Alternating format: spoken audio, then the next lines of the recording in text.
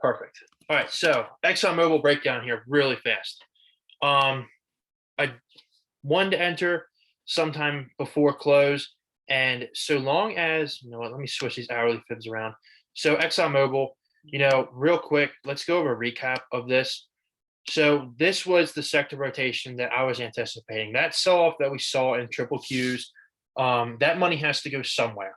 It started this week on Monday. This big gap up and this big leg up that ExxonMobil made right here, this is the start of the sector rotation. But think about Wall Street's point of view. They're not going to make it easy on us, right?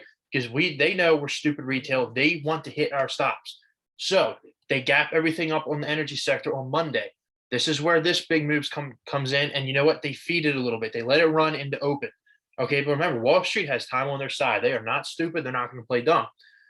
They end up fading the entire move on Monday. I entered somewhere around like 55.20, or I think on Monday. I forget what the price level was.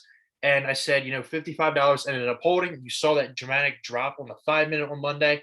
It went to literally like $55 and change, and it held. Now, yesterday, of course, we get another gap up, but the entire market fades. Okay.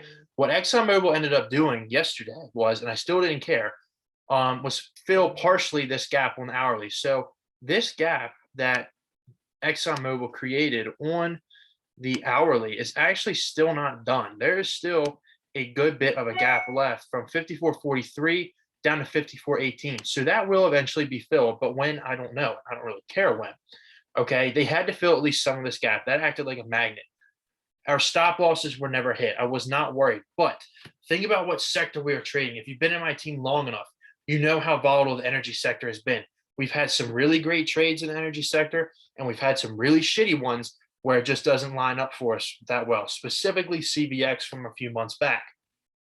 All right, we have to put time on our side here, and that's what we did with ExxonMobil. I chose October expirations for a reason because the signals were there of a sector rotation. It's just a matter of, are we going to get that move in time, or is Theta going to start eating away at our contracts? And then, of course, we have to worry about the overall market pulling back.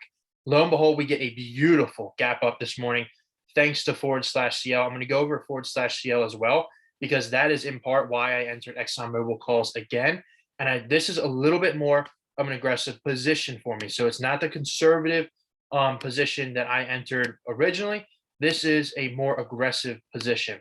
So ExxonMobil right here, this is the bull flag on the hourly. I'm going to get rid of this cursor here real quick. This is the bull flag on the hourly. The stochastic RSI, notice the big jump it made from yesterday's close up into this morning. It has to pull back. It has to consolidate. This pullback and this choppiness that we're seeing right here out of ExxonMobil, that's good. That's what we need to cool down the stochastic RSI for us to allow the healthy uptrend to continue. However, we have to look at bigger time frames. Also, real quick, before I switch it out into a different time frame, notice what price is doing. Price is now above all key EMAs, the 9, 21, and 55 EMA on the hourly time frame. That is good. That's what you want to see. Now, let's switch it to the 4-hour. This is where things are going to get a little different. All right, 4-hour, we have a big breakout on the 4-hour. Let's look at ExxonMobil here. Going back on the 4-hour, let's look at history here a little bit.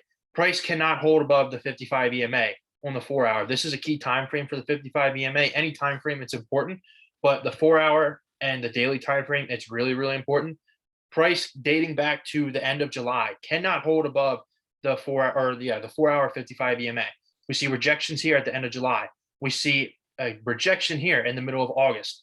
Not too long ago, end of August, we see a rejection. We see multiple rejections right here in the beginning of September. And then even going back to this week, it can't hold above the 55 EMA. We have a really, really strong breakout now. Now, of course, anything is possible. However, we have some bullish EMA crossovers. This is something to look for in your swing trading if you trade with EMAs. Let me zoom in right here as this messes up my screen here real quick. Look what we have the price doing on the 4-hour. First, going back on Monday, that initial gap up, it pushes the 9 EMA, crosses above the 21 EMA. That is a bullish EMA cross, okay? Now, today, this is the biggest one of all. The 9 EMA is crossing above the 55 EMA on the 4-hour time frame. That is huge. That's a very, very bullish EMA cross. The 21 EMA is very close. To this 4-hour candle could seal the deal if it has a strong close. and whatnot. We can see already in the second half of the day, buyers are showing their presence right here in Microsoft in ExxonMobil in this bottom wick right here. So buyers are still present. This is a very bullish EMA cross. Now I am noticing the stochastic RSI is also overextending itself into seller's territory on the 4-hour. This is an aggressive position. When I show you why I went aggressive, I'm going to show you /CL's chart because I'm anticipating to sell tomorrow, ideally for profit. And I'll explain why when I show you /CL chart. However, on the next pullback that we get on ExxonMobil, I am looking at longer dated swings up into the 60 strike area. All right, so 4-hour looks solid. We have a very bullish EMA cross. Now let's flip it to the daily. Let me see. All right, good. Daily. This is the kicker, and this is, I mean, we're approaching a key level here for ExxonMobil, and for how strong /CL is, this is why I'm doing this. This is something I normally don't do because this is risky. I'm a very risk averse trader. I don't like taking a lot of risk. I'm in light on these calls for a reason. I'm only in a few contracts. I don't know how you guys went in as far as your position sizing went, but I am in very, very lightly. ExxonMobil is pushing the 55 EMA on the daily time frame. That is a real bitch of a technical resistance to get over.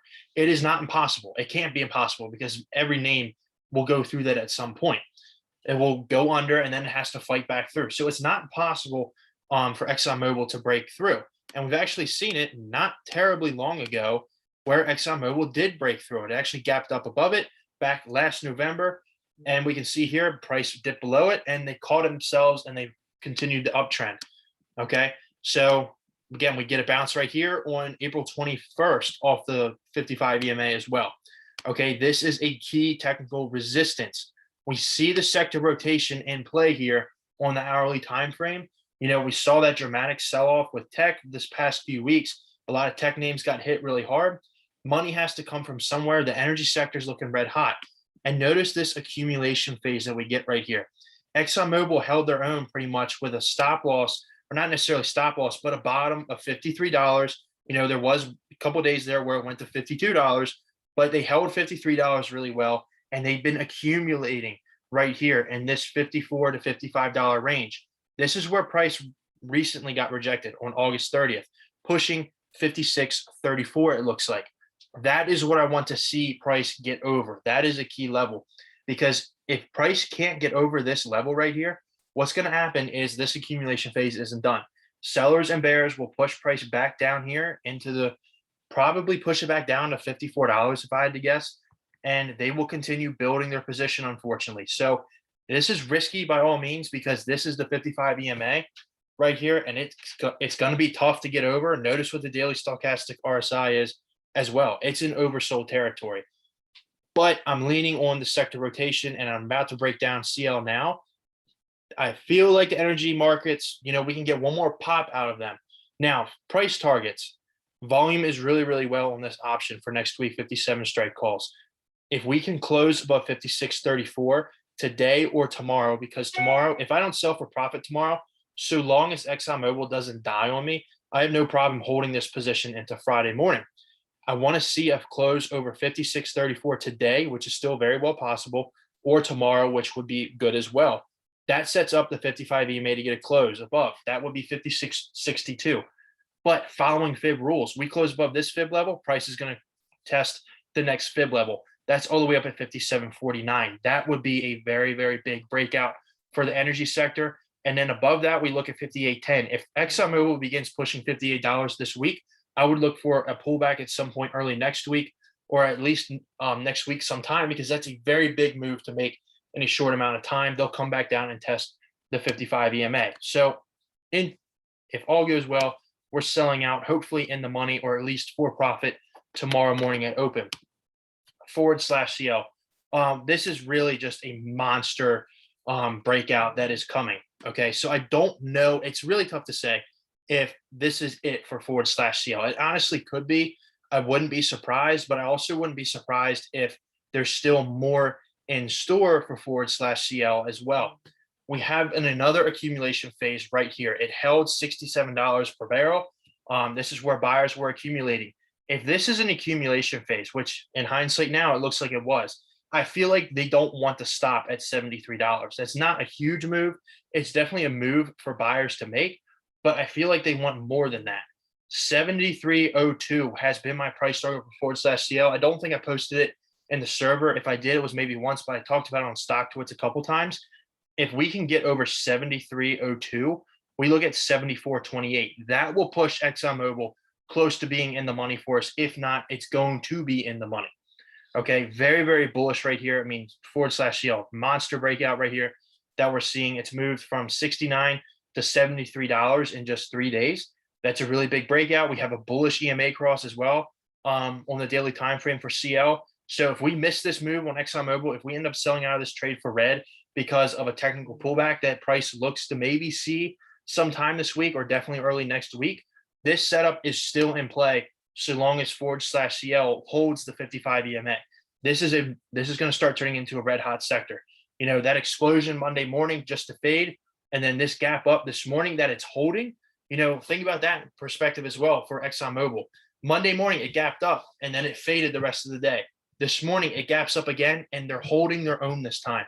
That leads me to believe there's at least one more leg up in store for ExxonMobil, and the hourly bull flag is there. It would be really nice to see volume come in as well on this last hourly candle for the day. And we are seeing price push again a little bit right here at 56.32. Now, I want to jump into SPY. I have been very, very cautious about SPY because there's a couple things. I mean, first off, very demoralizing to see what happened earlier this week and on Friday when my stops were hit last week, going back to last Thursday. Okay, that's a huge demoralizing feeling.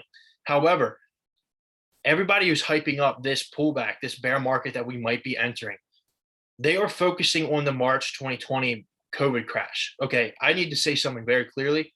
Don't feed into that hype, because there's a chance, not a chance, there's a very, very good chance you will not see something like that again for another generation. That was a huge black swan event, and they don't come very often. Okay, you know, global pandemics, they don't happen every single day.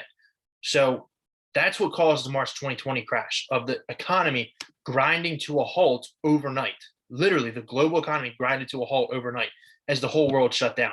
That's probably not going to happen again until, I don't know, whenever, but there's probably not going to be a global pandemic again anytime soon. And hopefully within the few years, COVID will be behind us and then nobody's going to think about it anymore. If we are entering a new phase of the market where bears are going to start getting in control, it's going to be a lot slower. Yes, you will have these big red days, but you're going to have these pull-ups, which might be today. Today could be a dead cat bounce kind of day. I don't know, but I'm going to walk you through the TA as to why the bears are in control, and I'm going to walk you through why the bulls are also in control of the market. I'm honestly 50-50 right now. But for anybody, you might be getting a bearish feeling and whatnot, please don't overexcite yourself and think March 2020 vibes, because it's not going to be like that. You know, it might be a sharp 1 day, 2 day sell-off maybe, but I would expect the exact opposite to happen following that, because it's not the same kind of circumstances. Now, if I'm wrong about this, I'm wrong. Maybe when the Fed officially ends tapering, that can trigger something a little bit differently. But even then, I have a feeling it won't be as harsh of a drop that we saw in March 2020.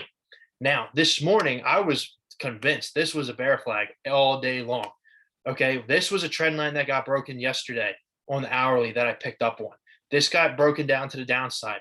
Notice right here on the hourly, ignore my fibs. I know they're backwards than what I normally have them. This is setting up to be a really strong close, FYI. If this 4-hour candle closes like this and if more volume comes in, that's a very bullish close.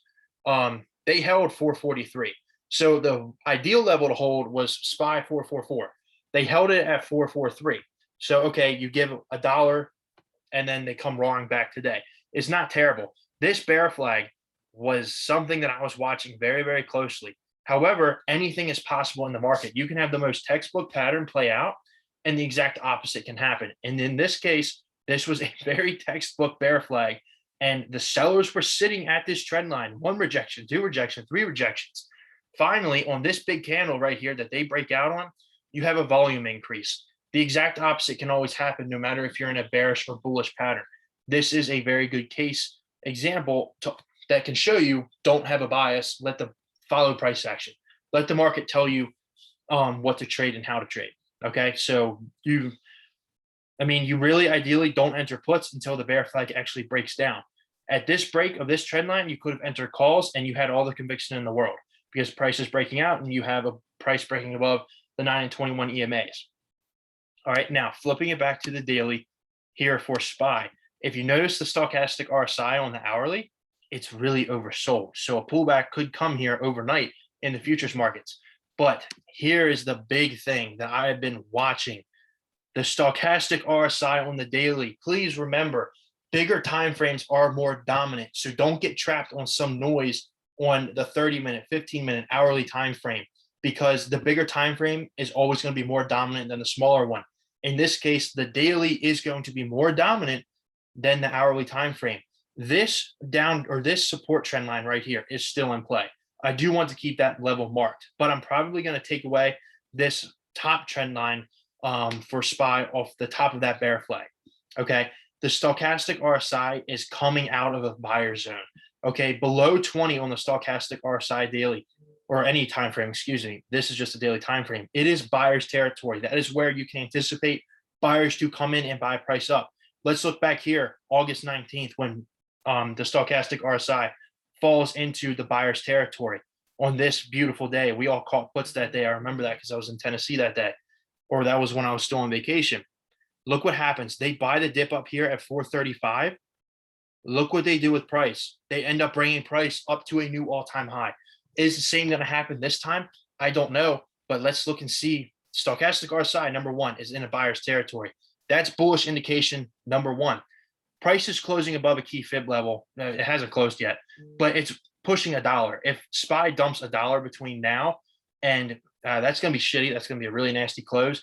Price is setting up to close above a key fib level on the daily time frame. Following fib rules. I've said this time and time again. Once you get it close above a fib level, price following fib rules will print the following fib level. That is all-time high territory. Okay. Now let's look and see where price is exactly. The biggest part of this is SPY is almost certainly not, I can't say that almost certainly. Price is setting up to close well above the 21 EMA. That is huge. That is a very big technical resistance turned into a technical support. That's a very, very strong level. Buyers and sellers both sit at that moving average, waiting to dictate, how price is going to move and react at that level. SPY is setting up to close almost $1 above that.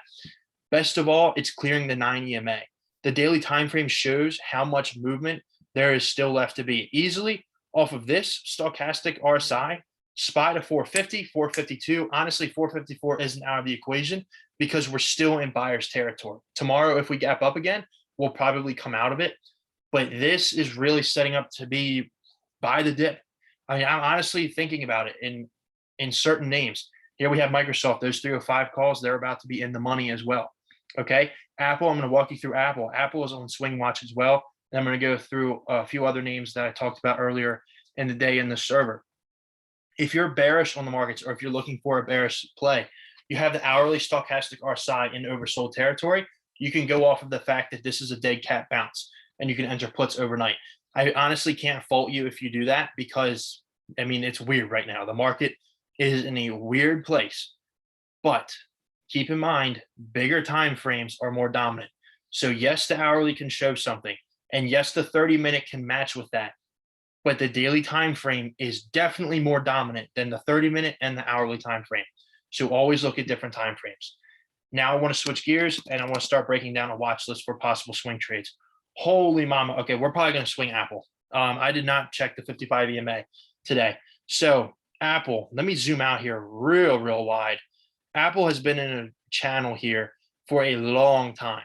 And it tried to break above this channel actually in the beginning of September. And then we saw this technical pullback. But this is the big channel that price had been trading in for some time. Okay, up 15%. Oh, that's beautiful. That is beautiful. I might be joining you here soon because we've got a hell of a daily candle as I zoom in here.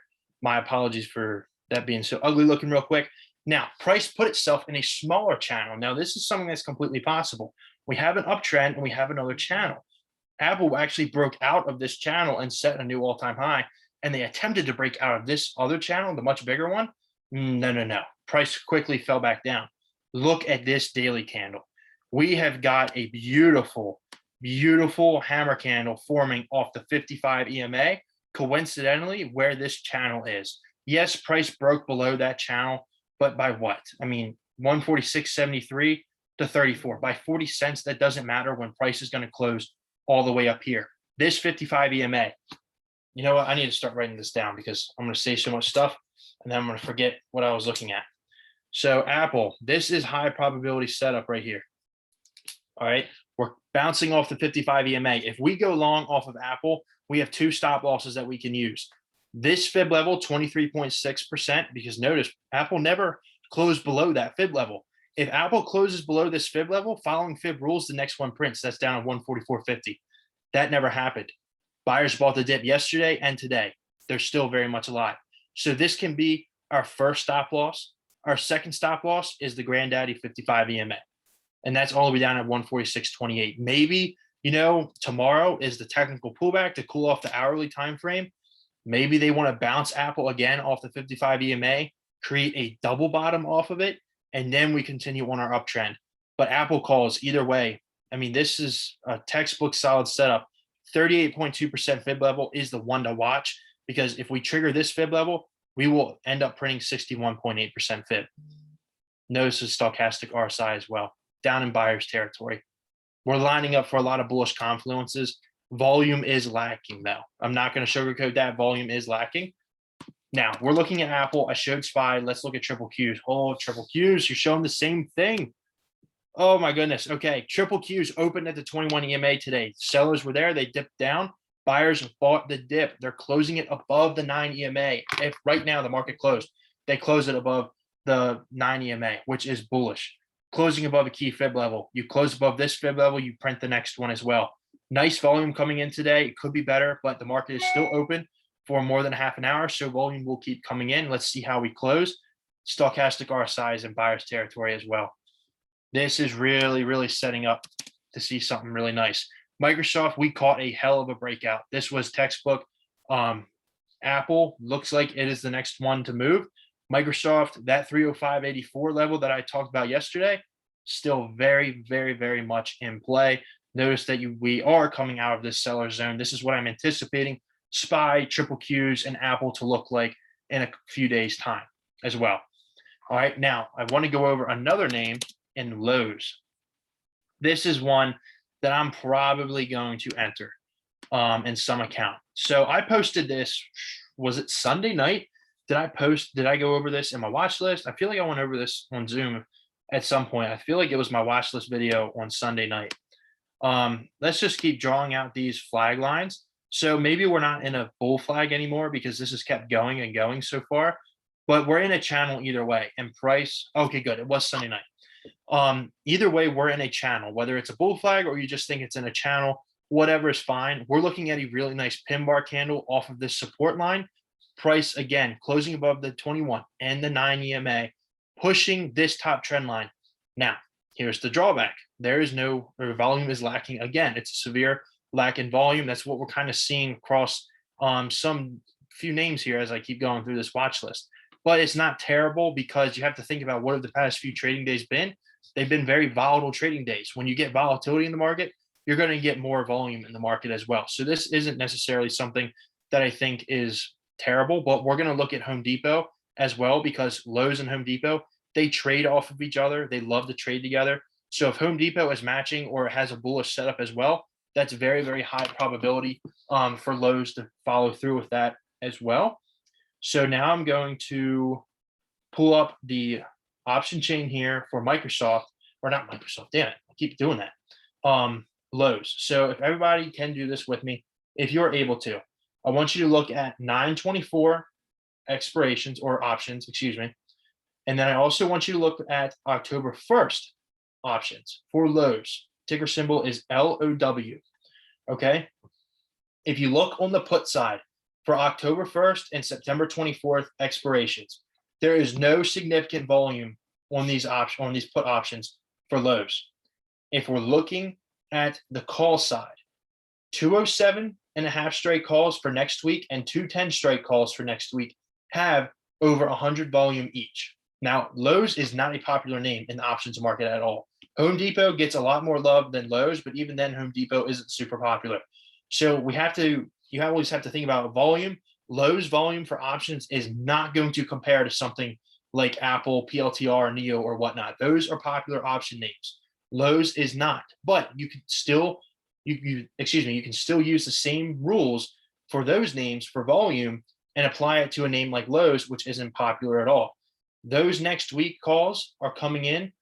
That's better than what I saw earlier, but it's not enough. I don't like it. I want more time because Lowe's is a slower mover a little bit. And this is going to be one name that does not make any pre-market action whatsoever. Now, that was September 24th. Now let's jump to October 1st. Yes, October 1st. 204 volume right now on October 1st, 210 strike calls. That is a lot of volume for Lowe's. Now, that's plenty of time for this option to come, or not this option, but that's plenty of time for this trade to come to fruition. Okay, we are now turning two technical resistances into technical support, depending on where Lowe's closes today. It looks set to close above both the 9 and 21 EMA, also closing above 78.6% fib level. Following fib rules, if we enter these 210 calls, that means 209.49, which is just 51 cents away from these 210 calls going in the money. That is our price target. The stochastic RSI, it recently came out of buyer zone, but it's kind of floating in the middle. It's still more on the downside, so it's better than it's better to enter down here than if we were entering up here with the stochastic RSI. So this is a textbook setup that I like a lot. Volume is the only thing lacking right here, but let's go ahead and look at it on different time frames as well. Oh, beautiful, beautiful. We have the stochastic actually crossing on the 4 hour. That's really good. Look at this second half of the day on this 4 hour candle. Volume is coming in. Price bounced at the 55 EMA this morning on the 4 hour time frame. And look at this. Price is closing above the 9 and 21 EMAs on the 4 hour. This is really, really key. Now, Lowe's is a weighted name. You also have to remember that. So if we have to be looking at the indexes, and I'm going to go ahead and actually enter this trade right now. I'm going to be choosing. You guys can enter what you see fit, but keep in mind, more time, that's a good thing. If you add more time onto your side, there's nothing wrong with that. Okay. If Lowe's goes up, we will make money no matter where our option is. So I'm going to choose those October 1st, 210 calls. Now I'm going to watch my fill here because it does have a wide spread. So please keep that in mind. I'm going to try for a 150 per contract fill, and I'm filled. All right, so my fill was 150, just to make sure I'm getting that right. Yes, so I'm in Lowe's 210 October 1st calls. My fill was 150 if you want to try and match my fill. And give me 1 second here while I go ahead and alert this in the server as well.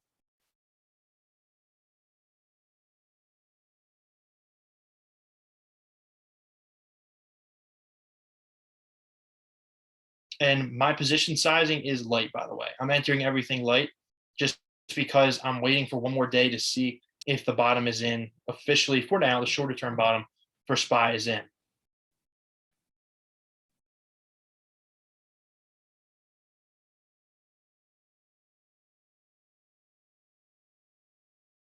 All right. So that is my fill for Lowe's. And okay, I don't really care what it does from here on out. So long as it closes above the 9 EMA, that is all I'm looking for out of Lowe's. All right, so I'm trying to remember other names. Oh, yes, minor names. And CVS. Let's look at CVS. Always a fun one. Oh, we missed our entry on a pullback earlier. Props to some of you if you managed to catch that pullback earlier. I didn't want to that early in the day, but damn, CVS, this is setting up nice too. All right. So what we're looking at is basically a few things. Price held the 55 EMA on CVS. Yes, it dipped below. Yesterday, it closed at the 55 EMA, but look what happened today. It opened there and it rocketed up. This day is not over, and we're looking at volume to be bigger than yesterday. That's key.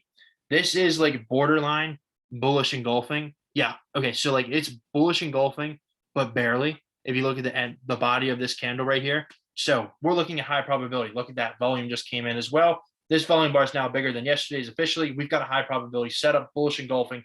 with a volume increase as well. Notice where price got rejected at on this daily candle, 78.6% fib level.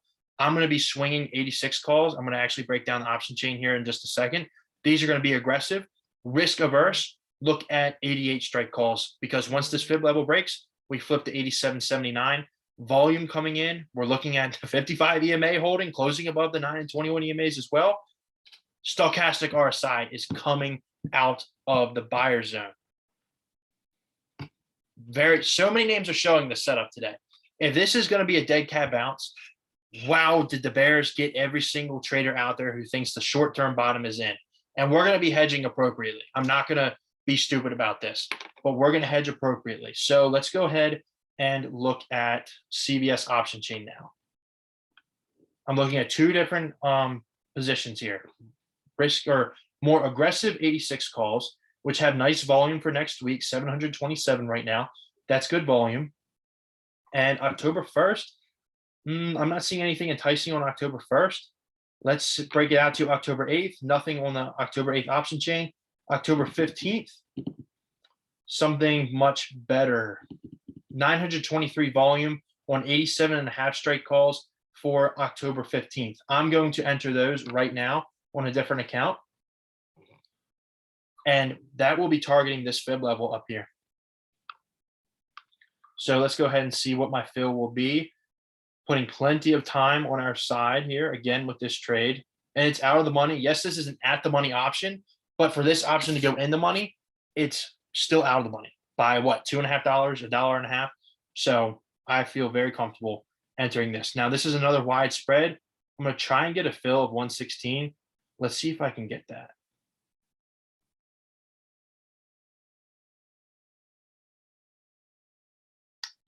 And it's not going to let me get filled at 116. So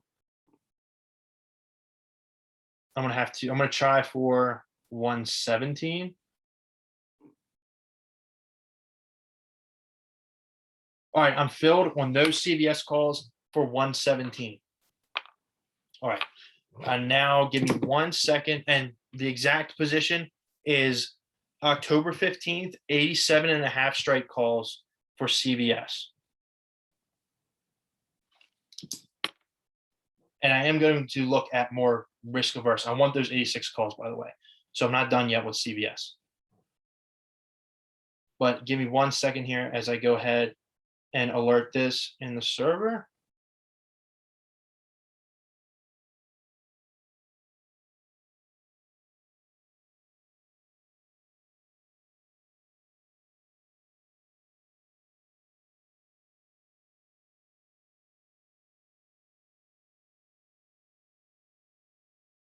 All right. What is SPY up to real quick? SPY, we're still doing good. What's ExxonMobil up to?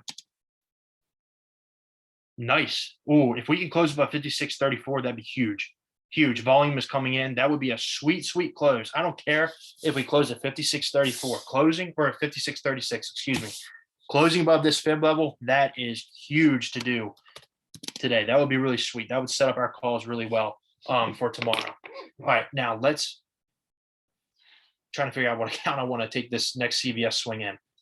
And those ExxonMobil calls are up 5% right now if you got my fill. All right, let's enter our more aggressive CVS calls. These are more aggressive, by the way. Like, I'm being flat out honest. These are more aggressive. And these are going to be 86 calls for next week, targeting, again, this fib level right here. I want to try and get a better fill, trying to get filled at 0.9 or at 91 cents. And I'm in. So I got filled at 91 cents for next week, 86 calls on CVS.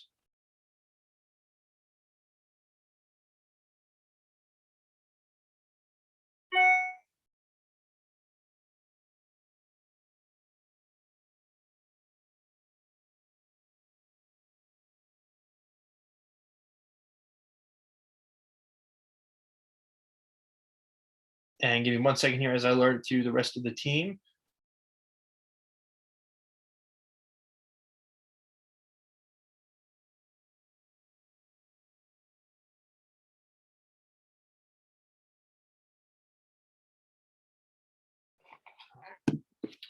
All right.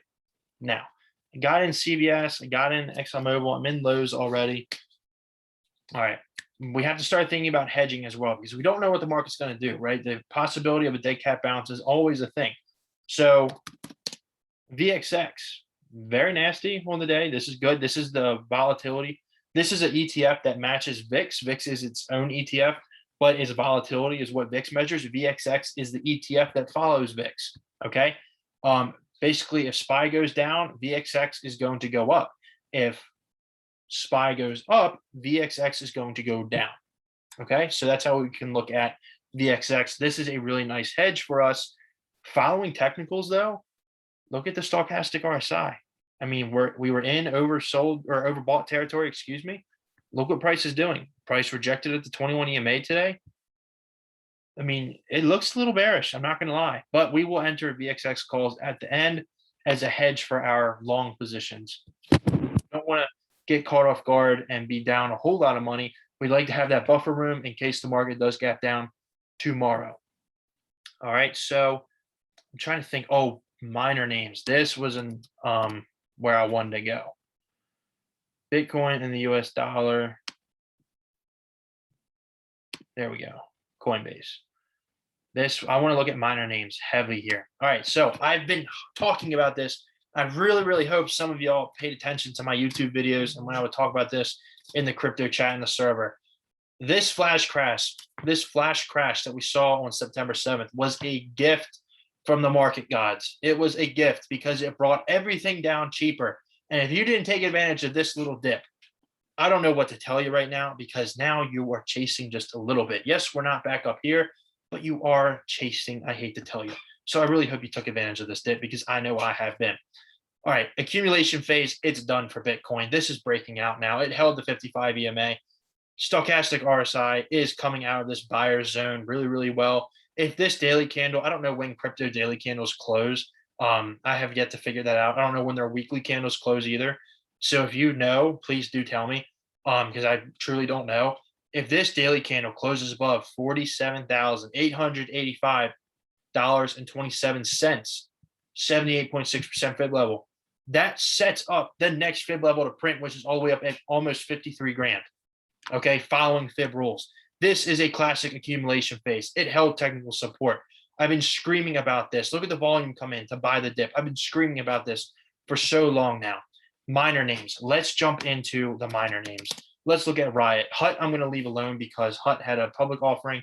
If you don't know what offerings do, they tank no matter if they're good offerings or bad offerings. So Hut, real quick, this is what happens when you get an offering. It tanks the stock. So I hope nobody swung calls into today for Hut because you lost money. And we've been in stocks before where they, where they have offerings and we're in swing positions for like NVIS. That was one terrible example. All right, so Riot, looking on the daily time frame, we filled a long awaited gap fill for Riot here on the daily. That's great. Look at the stochastic RSI. We're in the buyer's zone. Look at the volume candle. It's bigger than yesterday's. We've got a nice daily candle coming. You know, this bearish engulfing yesterday, guess what? Never played out. So the exact opposite's happening. Riot calls look really, really good here based on the daily time frame. Bigger picture, keep in mind, we're looking at the daily time frame. This 9 EMA, let me rearrange my fib levels as well. This 9 EMA, though, is going to be a bitch. It's a technical resistance. It might get rejected there. Price is trading at 30.32. I'm looking at an aggressive position for Riot calls, probably 31 straight calls. So if price gets rejected at 31.28, our 31 calls are in the money and we make money. 30.86 is our first price target, though, because that is a fib level on the daily. Let's see what the 4-hour shows us. 4-hour shows us really good. Notice the overextension, though, and maybe a bear flag. I mean, everyone can draw a bear flag during an uptrend or, like at a bottom. So that's something where bears get really stupid about, and they're really annoying about doing that. So yeah, you can argue it's a bear flag and whatnot, but price is closing above the 9 EMA on the 4-hour. That's key. Let's look at the hourly. Hourly pushing the 55 EMA as well. 30.86, that's the daily fib level target. 30.86 is the 55 EMA for Riot on the 1 hour. Let's look at Mara. We want to expand our options. Mara. Oh, this is nice. Really, really nice. Did Riot show this yet? No, okay. So between these two names, I'm convinced Marathon is the more popular name. So I use whenever I trade minor names, it's always been Riot. I think except for one time recently. I'm gonna try and switch that tomorrow because Riot or Mara seems to get so much more volume, and it looks like its options move better than Riot's. Although Riot options are still good, don't get me wrong. Look at this hourly candle and look at this volume that has already come in. Pushing the 55 EMA, the technical resistance on the hourly, that's huge. That's really huge. You want to see that. You want to see this volume increase when you're pushing a strong technical resistance like that. Okay. Now let's look at the 4-hour time frame. Keep in mind, I just showed you Bitcoin on the daily chart. It's very bullish. Trading minor names, you have a double-edged sword in play. You have the stock market to worry about, and then you have Bitcoin as well. I've been watching these minor names long enough. I'm pretty much to the point where minor names, you need to worry about Bitcoin the most versus what the actual markets are doing. That's my own conviction or my own takeaway from it. You might take something different away, but that is my own takeaway from it as well. On the 4-hour time frame, it looks better than Riot. We're not in this oversold or overbought territory, excuse me, on the 4-hour time frame, which I believe Riot showed. Yes, so that's what Riot shows. Mara shows something different, pushing the 21 EMA on the 4-hour. This tomorrow, if we gap up for Mara, this triggers a bullish EMA cross. Now, let's also look at this right here for Mara. Breaking out of channel resistance, stuck in a downward trend, a downward channel for how long? We had a base out and we're looking to break out. That is really, really, really bullish here for Mara. Oh, you know what? Now I've got my mind thinking. If we want to swing aggressive calls into tomorrow, I like that.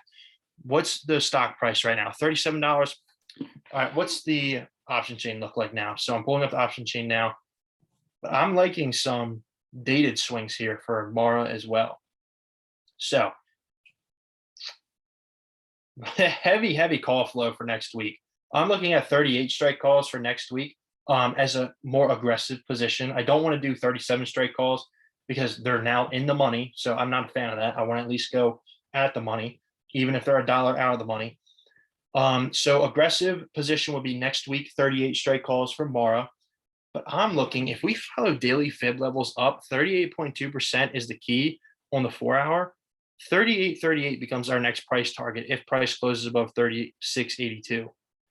Following fib rules, if 38.2% fib level prints, 61.8% fib level is going to print next. That is priced all the way up at 40.89 again.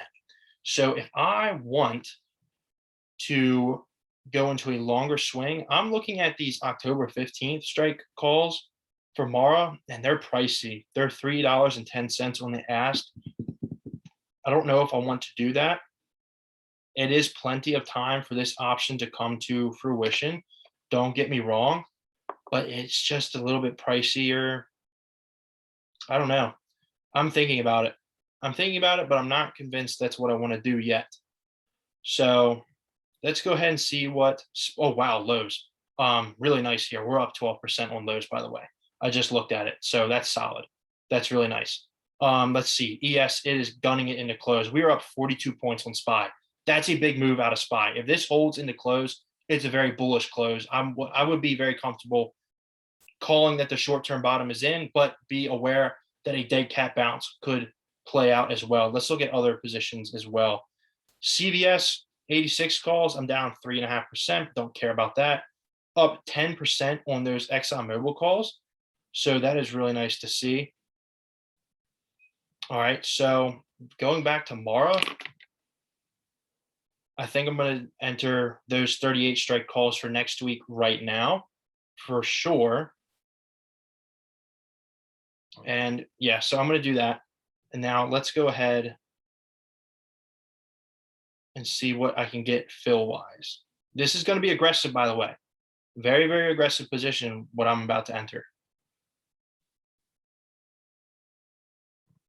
All right, we got a wide spread. 178 is the ask. I'm going to try and lower that to 176. Oh, get me filled. Weeble, get me filled.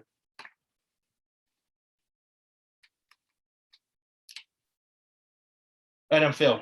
All right, my fill is 176 or $1.76 for next week. 38 strike calls for Mara.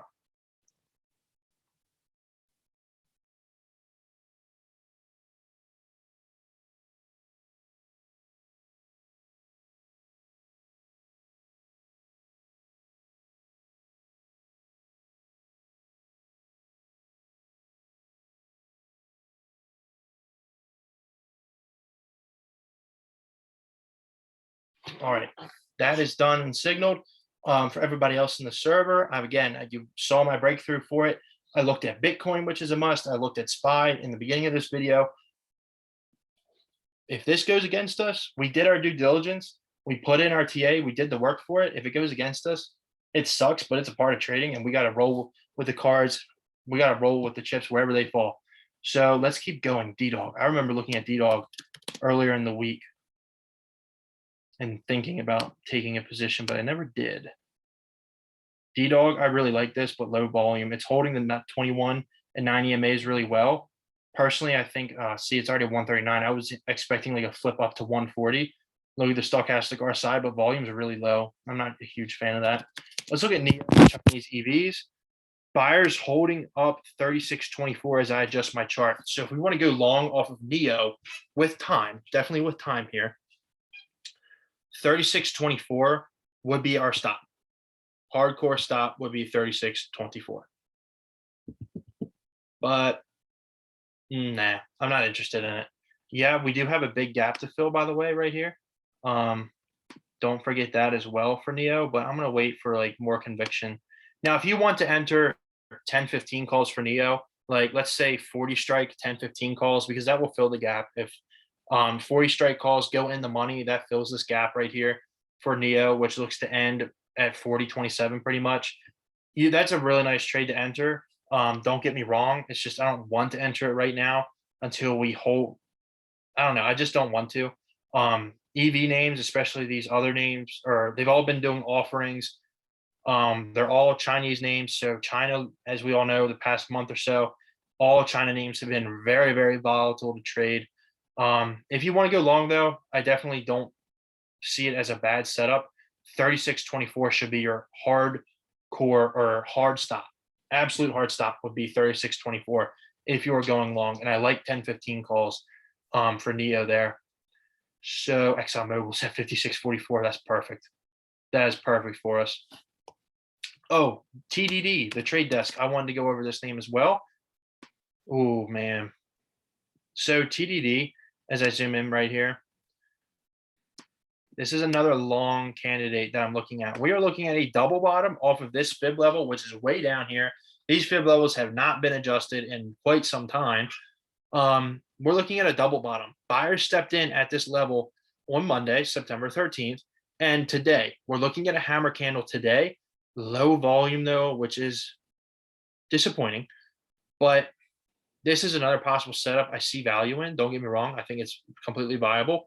If you want to swing risky 71 or risk averse 72 strike calls for the next 1 to 2 weeks out, I do see that as a viable trade, because keep in mind this 9 EMA might get rejected on the first go around. It could just punch right through it, but maybe not. It might get rejected. So this is a viable trade that I see as well. But personally, I'm not going to take a position in it. All right, Lowe's, where are we at? Holy shit, Lowe's is at 205.96. That's awesome for our calls. We got so much time on them as well. Let's keep going. CVX. This was on the watch list. We're now Wednesday. It's Wednesday. So let's see how this weekly descending wedge looks. We're looking good. It's Wednesday, and look at this volume bar. I might be entering CVX calls. Tomorrow. Oh, it's tough to say. It's tough to say because I don't want to miss this setup at all.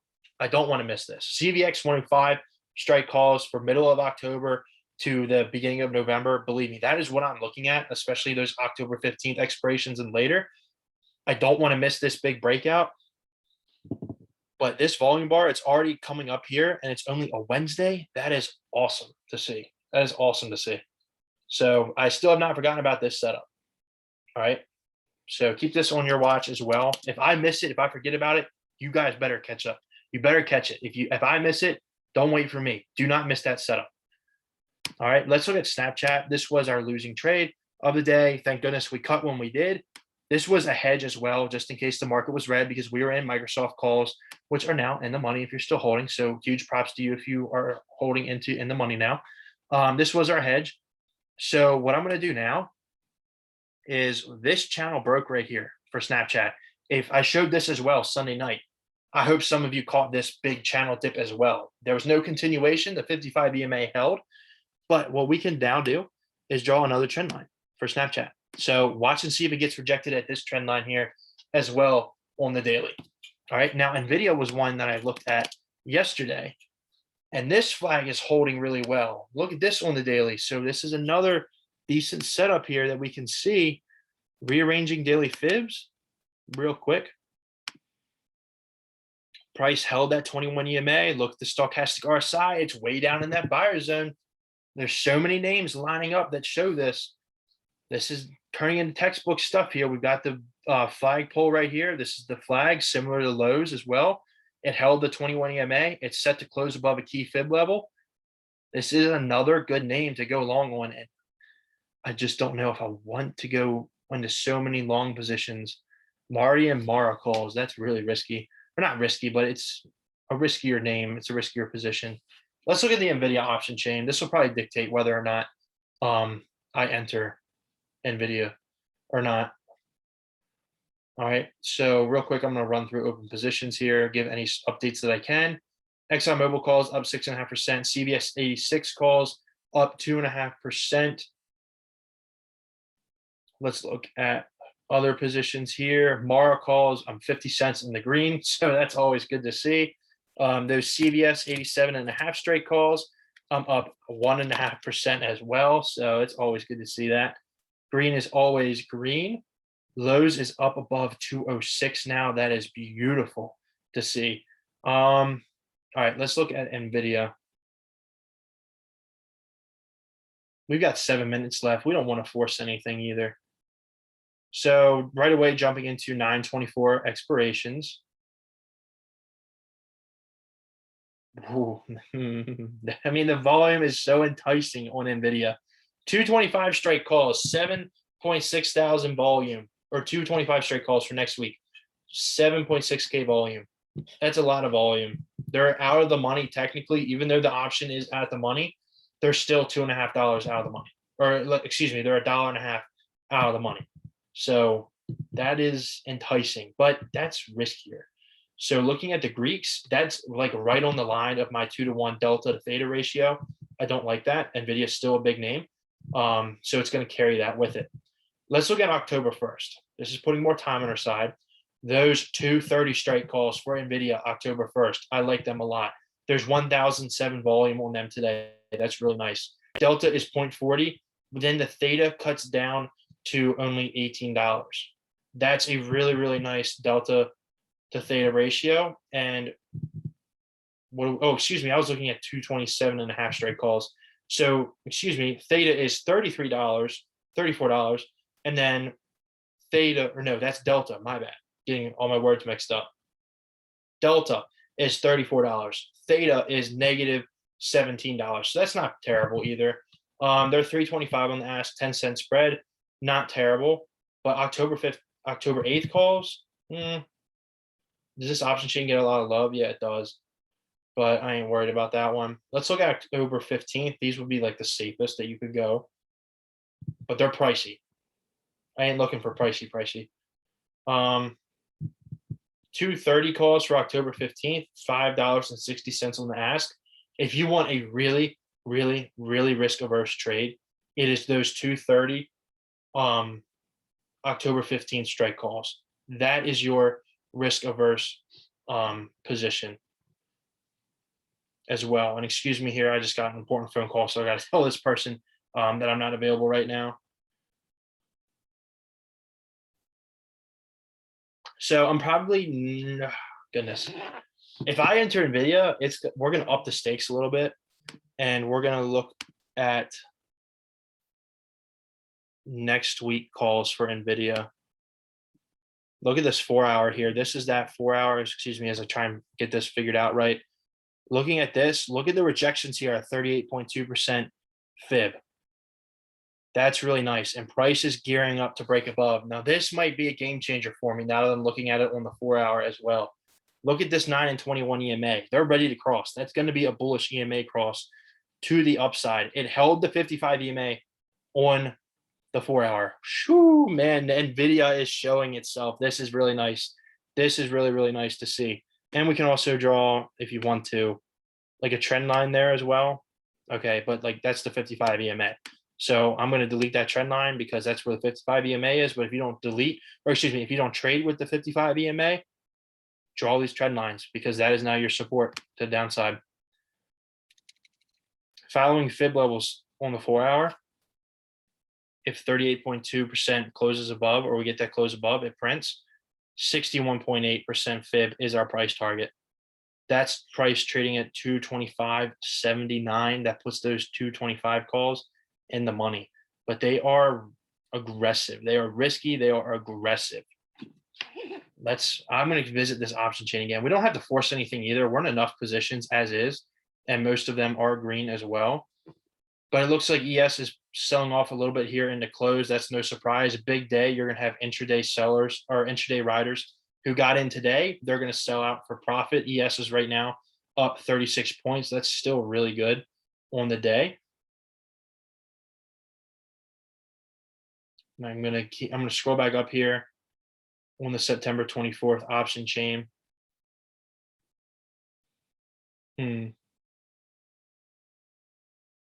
Those Greeks don't line up that good either. I'm probably going to bulk at NVIDIA. I'm not going to force it. I'm going to go mostly cash. This setup, though, is still very much valid and in play. Believe me, I like this setup a lot, but I'm in enough long positions right now where I'm just comfortable with where I'm at. So if you guys do what you want, the NVIDIA setup is, I love it. Believe me, I love it. I walked you through my whole TA, but I'm in enough long positions right now. And shit, you know what? I wrote down Apple for a reason. What is Apple doing? Did we fade on the 4-hour? Because I'll enter Apple. I'll treat Apple a little bit differently here. Got rejected at the fib level. Interesting. So I'm going to sit back and I'm going to wait for Apple to show its hand tomorrow. Microsoft, we can see it's gave up 40 cents as well there. It was at 305. It's now at 304.62. We've got less than 2 minutes left. So yeah, there's some selling off in the close, which is normal. Market made a big move today. So selling off right before close, that's nothing new. Don't get scared about that if you're bullish. VXX, hedge if you want with VXX. That is completely up to you if you decide to hedge or not as well. Okay. I strongly recommend if you are uneasy about swinging overnight, or if you feel like you are putting too much on the line with these calls, I strongly recommend VXX calls. If the market dips, VXX will go up. So you will make money on VXX calls. Hedge if you want. Do your due diligence, do your DD. BP, like the ticker, BP. That's a very lousy ticker. I hate trading that. And then Roblox, yeah. I can look at Roblox for you real quick. Roblox, really nice candle, but it's below. Nice volume, stochastic RSI.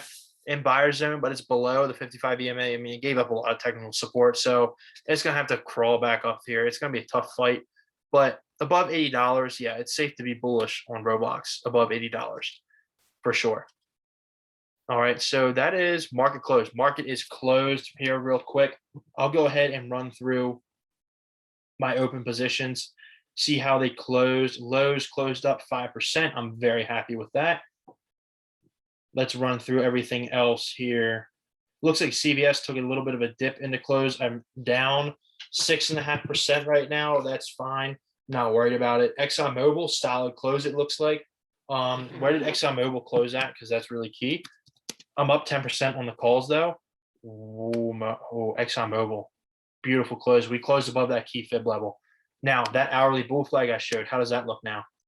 Breaking out. We broke out of this hourly bull flag. Look at that volume increase as well. If ExxonMobil gaps up tomorrow and, thank you, market guys. If we go in the money tomorrow, it's because of this volume breakout right here with this hourly bull flag breakout. This is what you look for. If you miss the move in the morning, if you were not in ExxonMobil calls with us overnight, this is what you look for. If you miss the initial move, you look for this big run. This is your flagpole right here. The rest of the day, it creates the bull flag. Watch the last 2 hours of the trading day. This is when they break out of the bull flag into the next day. If ExxonMobil goes up tomorrow, this is textbook. Textbook. This is your bull flag. Or excuse me, this is your flagpole. If you miss the initial move, you watch for this flag. You execute this price breaking out of this bull flag with volume. High probability bullish confluence right there. Yes, it can do the exact opposite. Don't get me wrong, but it's high probability. We're putting ourselves in a high probability trade. That's what we want to do. We did everything we could. Now it's up to the market. We'll go wherever the market takes us. And then Mara, real quick, it looks like we closed red on all CVS calls, which is fine. Mara also closed red, barely red, down 2.5%. So I don't really care. Bitcoin will do what it wants with our Mara calls as well. So don't stress tonight. If you swung, I hope you hedged. If you are not used to swinging overnight, or if you felt like you were in too many positions, definitely hedge. That's why I talked about it early on in the meeting. And I tried to hit as many sectors as possible. We went into energy. I did not take a position in tech. Tech will be on my watch 100% for tomorrow. I think NQ closed up above 100 points. So that's a really good day out of NQ. All right. Is there any questions for me? Awesome. I'm really happy to hear that it was awesome. I'm really happy to hear that. Is there any questions for me before I go ahead and wrap up this live trading session? It was good to be back doing this with everybody who joined.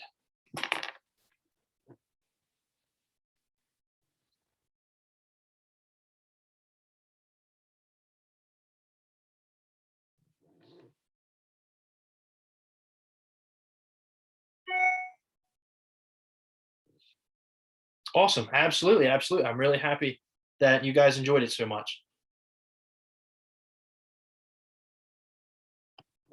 All right. Awesome. Yes, I'm very happy to do them as well. Again, I'm definitely going to try and keep getting back into the groove of doing them as well. All right. So if there's no questions, I'm going to go ahead and wrap this up. I did record this, so if you ever want to go back and watch it, so you can always listen to my thought process behind behind any swing positions that I look at, how I chart, what I look for, and all that good stuff. You will always be able to refer back to this video as well. So I hope all of you ended green today. I hope all of you finished green in your swings. And I look forward to seeing everybody tomorrow morning in the server, and hopefully we wake up to a nice gap up across the market, and let's hope for our calls to all be in the money. Take care. And if you have any questions, feel free to add me or DM me in the server. I'll be more than happy to answer.